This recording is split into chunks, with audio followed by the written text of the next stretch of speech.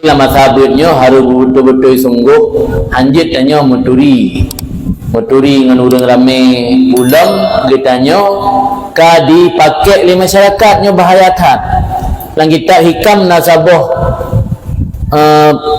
nasihat ulama pegahinan ikbalun nas alal murid samun katilun lu ngawah nang hukum kipan maksud samun katilun mana ikbalun nas alal murid seorang muridnya diterima oleh urium, disambut oleh manusia yang enggak anggap racun yang mematikan.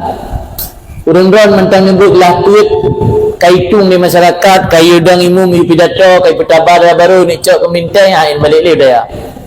Pada orang dalam malim mentang betun, dalam betul-betul malim mentang malim betun, malim tangguh. Ini yang paling bahaya.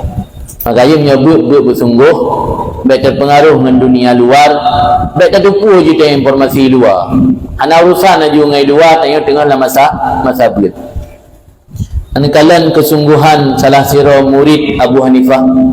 Murid Abu Hanifah yang bernama Abu Yusuf. Abu Yusuf ketika gebut ba Abu Hanifah, anak meninggal hana gua. Mesti bayang punya anak meninggal hana gua sungguh gebut wana. Anak kandung anak kandung Abu Yusuf meninggal hana gua. Tena orang tanya pakan ya Abu Yusuf ron hana gua anak kandung meninggal. Menyolong longwa dua barugo. Pertama anak si mungkin udip dah long boleh. Dah long wolong anak haudip le kan meninggal. Yang kedua lu merempak rugo yang kedua merempak ikut pelajaran Mbak Abu Hanifah. Tapi menyolong hana longwa sabah sebagai rugo. Nama syarat kun fawat, mana fawat luput. Sabah saja yang ada. Sabah saja yang luput itu anak. Ilmu lerempak duit. Sehingga anak you tajhid buat keluarga anak gua. Anak kandung darah daging meninggal Abu Yusuf murid Abu Hanifah, hang gua you tajhid buat tetangga. You tajhid buat keluarga. Demi baik gadah kesempatan belajar buat Abu Hanifah.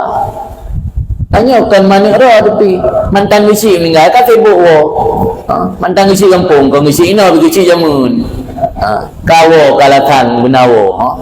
Kok ji wo kau yang meninggal kampung wo. Yang lagi ngajar tabut trip malim. Leluar dengan daya. Maka sabah yang harus ingat harus beristiqamah tanya but. Bersering lam daya. Bila tak terdepu informasi luar apa lain. Tengah dia kaji kalumni kata orang kampung kau berbaur dengan masyarakat kau udip secara sosial nyanci baru katanya harus boleh ada informasi tengah masa dia buat ulang mentang nau dia urunsi letak urung yang menyesal di hanali urunsi di hanali urunsi gagalak riwang daya karena saya tanggung biaya ali ni urunsi mentang sehat urunsi mentang udip ni drone menebit berensiasiakan kesempatan